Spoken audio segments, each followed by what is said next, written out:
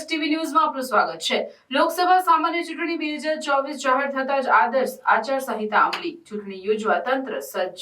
ભારતના ચૂંટણી પંચ દ્વારા 16 માર્ચ 2024ના રોજ લોકસભા સામાન્ય ચૂંટણી 2024નો વિગતવાર કાર્યક્રમ જાહેર કરવામાં આવતાની સાથે જ આદર્શ આચાર સંહિતા અમલી બની છે, જેને પગલે જિલ્લા વહીવટી તંત્ર ચૂંટણી યોજવા સજ્જ બન્યું છે। બનાસકાંઠા જિલ્લા ચૂંટણી અધિકારી અને કલેક્ટર વરુણકુમાર બરનવાલના અધ્યક્ષસ્થાને ચૂંટણી અંગે તંત્ર દ્વારા કરવામાં આવેલ તૈયારીઓ, વ્યવસ્થાઓ અને આદર્શ આચાર સંહિતાની અમલવારી અંગેની તમામ જાણકારી મીડિયાને આપવા માટે કલેક્ટર કચેરી ખાતે પ્રેસ કોન્ફરન્સ યોજાઈ હતી।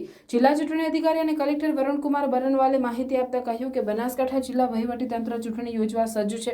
ચૂંટણી કામગીરી માટે કુલ 10,494 જેટલા અધિકારીઓ અને કર્મચારીઓની નિમણૂક કરવામાં આવેલી છે। ચૂંટણી સંબંધી માહિતી માટે હેલ્પલાઇન નંબર 1950 શરૂ કરવામાં આવ્યો છે।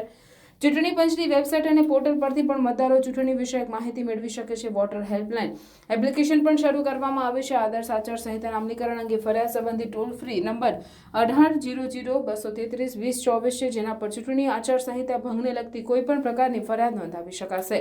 આ ઉપરાંત જિલ્લા કક્ષાએ કંટ્રોલ રૂમ પણ કાર્યરત કરાયો છે, જેનો નંબર 02742-265165 છે, જે 24/7 કાર્યરત રહેશે। જિલ્લા ચૂંટણી અધિકારીએ જણાવ્યું કે જિલ્લાની દરેક 9 વિધાનસભામાં આદર્શ મતદાન મથક અને ઇકો ફ્રેન્ડલી મતદાન મથક ઊભું કરાશે। એવી જ રીતે દિવ્યાંગજન સંચાલિત મતદાન મથક પણ ઊભા કરવામાં આવશે, જેમાં મતદાન સ્ટાફ દિવ્યાંગ કર્મચારીઓ રહેશે। દરેક વિધાનસભા મતદાન વિભાગમાં 7 જેટલા મહિલાઓ સંબંધિત સંચાલિત મળી કુલ 63 સખી મતદાન મથકો બનાવશે, તેમજ યુવા કર્મચારીઓ સંચાલિત 1 યુવા મતદાન મથક ઊભું કરવામાં આવશે। ચૂંટણી રેલી, સભા, સરઘસ વગેરેને લગતી વિવિધ બાબતોની મંજૂરી માટે સિંગલ વિન્ડો સિસ્ટમ શરૂ કરવામાં આવશે। વિવિધ ચૂંટણી કામગીરી માટે 24 જેટલા નોડલ ઓફિસરોની નિમણૂક કરવામાં આવી છે।